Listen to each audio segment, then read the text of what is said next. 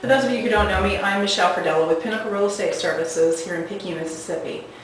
I wanted to give you a little guidance today and explain to you one thing that many people don't understand about real estate agents, and how they work.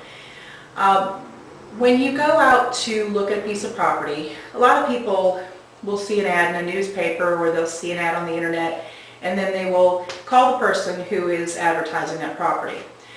The person that they are talking to 9 times out of 10 will be the listing agent. That is a person who the seller has hired to represent them in the marketing of their home. Now, what a buyer needs to understand is that when you are dealing directly with the listing agent, you're dealing with the fiduciary agent of the seller. Many people don't understand that there are 3 different types of agencies with real estate. What you have is the seller's agent, the buyer's agent, and then there is a position called disclosed dual agency. The seller's agent is hired by the seller to market the property, of course, and has the fiduciary responsibilities of loyalty, confidence, obedience, disclosure, full accounting to the seller. Now, if you are working with an agent and they are your buyer's agent, they are dedicated to you and they have the same responsibilities to you. And when you are calling about a piece of property, you're calling directly to the seller's agent. So many people don't understand, it's really the best thing to do for you is to find an agent that you feel comfortable with, that you respect, that you understand, what knowledge they have of the market and their ability to find the piece of property that you're looking for. That's the key, because you can look through all the magazines, you can look through all the internet, everything that you see. You're not really getting the whole picture of the market. Ads are placed usually a month before they're actually gone out, published into the publication. So those listings may be old. They may have been on the market for quite a while, and there are ones that you don't know about because maybe there's some new listings, or maybe they're ones that are just not advertised. A good way to really get the property that you're needing and wanting for your price point and for the amenities that it has for your family, you need to have an agent that you work with directly. You need to find an agent that you feel comfortable with, that has knowledge and works full-time in the business, and they will be able to dedicate their time to you.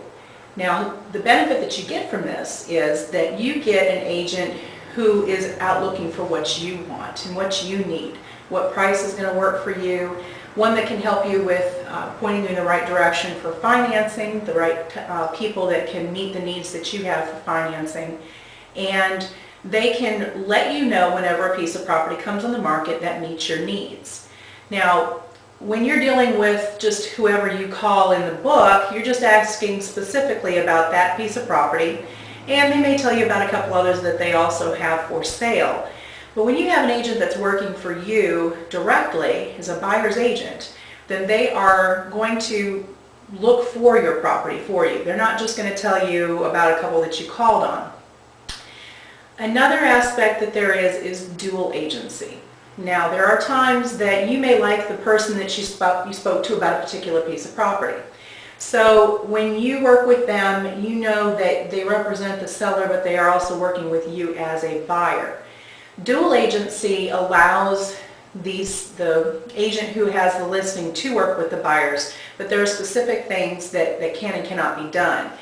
The agent is not able by law to give you any information on, first of all, the seller's motivation for moving, unless the seller has stated that they don't have a problem with that being told.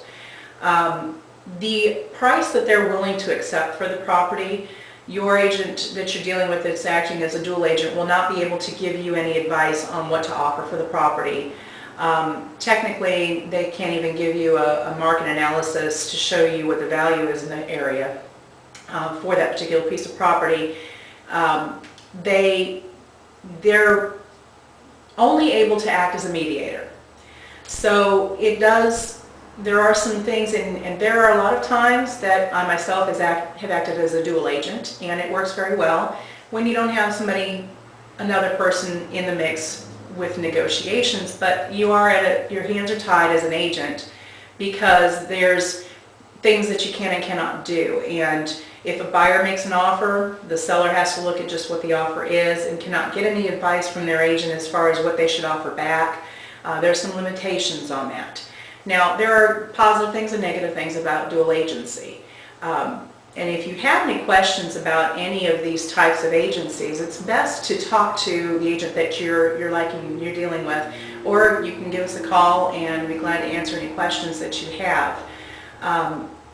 It's important to have someone representing you, know where you stand in the mix, and understanding agency. You will be asked to sign a piece of paper that just notates that you have read it and understand it. It's not a contract. It's a contract it's a paper that the Real Estate Commission has required that we present to all people that we are working with, so that they do understand what representation they are getting. But not everybody understands what they're reading in that paper. So I felt that it was important to do this video so that you can understand a little bit better, and hopefully I've cleared it up, or maybe I've muddled it, I don't know. But if you have any questions, please email me and I'd be glad to answer those questions for you.